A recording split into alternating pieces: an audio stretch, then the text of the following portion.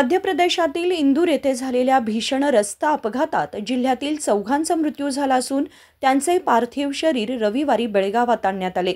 मध्य प्रदेशातील उज्जैन येथील महाकालेश्वराचे दर्शन घेऊन महाराष्ट्राकडे जात असताना इंदूर जिल्ह्यातील मनपूर जवळ बेळगावहून निघालेल्या टीटी वाहनाची आणि दुचाकीची ट्रक सोबत जोरदार धडक झाली।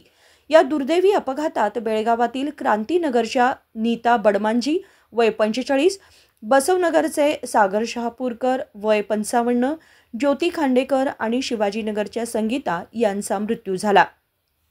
चौघांचे मृतदेह बेळगावात येताच कुटुंबियांचा आक्रोश हृदय पिळवटून टाकणारा होता। राजशेखर हिरेमठ, KMM मराठी, बेळगाव।